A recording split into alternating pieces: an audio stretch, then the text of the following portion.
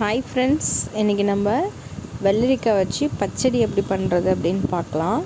So இதுக்கு வந்து பார்த்திங்கன்னா நல்லா ஃப்ரெஷ்ஷான குக்கும்பர் வந்து பார்த்திங்கன்னா நான் சின்ன சின்ன பீஸாக கட் பண்ணி வச்சுருக்கேன். அதுக்கப்புறம் தயிர், கெட்டியான தயிர் எடுத்துக்கோங்க.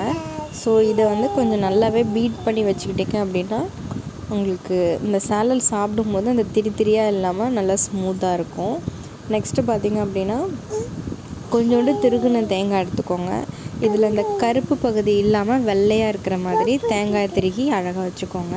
அதுக்கப்புறம் 2 பச்சை மிளகா, ஒரு துண்டு இஞ்சி, கொஞ்சம் ஜீரகம், தாளிக்கிறதுக்கு காஞ்ச மிளகா ஒன்றே ஒன்று, கருவேப்பிலை, கடுகு எடுத்து வச்சுக்கோங்க. இந்த வெள்ளரிக்காய் வந்து நான் கட் பண்ணி அந்த தோலெல்லாம் எடுத்துகிட்டு கட் பண்ணிவிட்டு பீஸ் பண்ணி வச்சுருக்கேன். ஸோ சமயத்தில் பார்த்திங்கன்னா நமக்கு வீட்டில் கொஞ்சம் முத்தி போன மாதிரி இருக்கும் அந்த வெள்ளரிக்காயெலாம். அதெல்லாம் நம்மளால் ப்ளைனாக சாப்பிட முடியாது. ஸோ அந்த டைமில் நீங்கள் இந்த மாதிரி யூஸ் பண்ணி சாப்பிட்லாம். ரொம்ப நல்லாயிருக்கும், ஹெல்த்தியாக கூட இருக்கும்.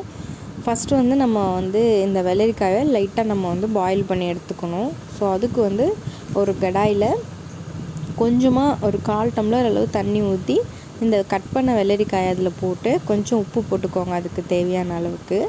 ஸோ அது போட்டு நல்லா கொதிக்க வச்சுக்கோங்க. இது நீங்கள் மூடி போட வேணாம். மூடி போட்டிங்க அப்படின்னா கொஞ்சம் ரொம்ப கலர் சேஞ்ச் ஆயிரும். திறந்தே நல்லா வேக வைக்கலாம். அந்த ஊற்றின 1/4 டம்ளர் தண்ணி குறையிற வரையும் இருந்தாலே போதும். ஸோ அதுக்கெல்லாம் நம்ம அந்த கேப்பில் பார்த்திங்கன்னா அந்த திருகி வச்ச தேங்காய், பச்சை மிளகாய், இஞ்சி, அதுக்கப்புறம் ஒரு ஸ்பூன் ஜீரகம் எல்லாத்தையுமே மிக்சியில் எவ்வளோ திக்காக அரைக்க முடியுமோ அவ்வளோ திக்காக அரைச்சிக்கோங்க. நல்லா ஸ்மூத்தான பேஸ்ட்டாக இருக்கணும். ஏன்னா நம்ம இது ப்ளெயினாக சாப்பிடும்போது வாயில் அந்த தேங்காயெல்லாம் கடிப்பட்டால் அவ்வளோ ஸ்மூத்தாக இருக்காது. ஸோ அதை நல்லா பேஸ்ட்டாக அரைச்சி எடுத்து வச்சுக்கோங்க.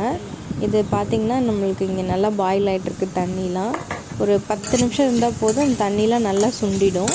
ஸோ அதுக்கப்புறம் பார்த்திங்கன்னா நம்ம அரைச்சி வச்ச அந்த தேங்காய் கிரேவி பேஸ்ட்டை நம்ம அதில் ஆட் பண்ணிக்கலாம். இதை ஆட் பண்ணும்போது சிம்லேயே வச்சுக்கோங்க. இது நீங்கள் எவ்வளோ திக்காக ஆட் பண்ணிங்க அப்படின்னா கொஞ்சம் சீக்கிரமாகவே நம்ம எடுத்துடலாம். ஏன்னா ஆல்ரெடி வெள்ளரிக்காய் பாயில் ஆகிடுச்சு. ஸோ இது நான் வாஷ் பண்ணி ஊற்றிக்கிறேன் அதில். இது ஒரு 10 மினிட்ஸ் நல்லா குக் ஆகட்டும். குக் ஆனதும் இந்த தேங்காய் பேஸ்ட் கொஞ்சம் நல்லா இறுகி நல்ல திக்காக வந்துடும். ஸோ அந்த ஸ்டேஜில் பார்த்திங்கன்னா நம்ம தயிரை நல்லா நீங்கள் பீட் பண்ணி வச்சுக்கோங்க. ஏன்னா கெட்டி தயிரை எடுத்துக்கணும், மோராக எடுக்கக்கூடாது. தயிராக எடுத்து தயிரில் அந்த திரிலாம் இல்லாமல் நல்லாவே அடிச்சுக்கோங்க. தேவை அப்படின்னா நீங்கள் மிக்சியில் ஒரு 2 ரன் போட்டு கூட எடுத்துக்கலாம், நல்லா ஸ்மூத்தாக இருக்கிற மாதிரி.